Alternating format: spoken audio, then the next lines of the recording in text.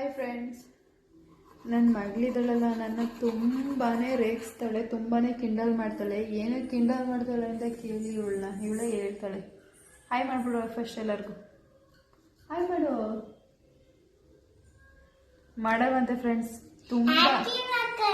ಹಾಂ ಏನು ಏನಂತೀಯ?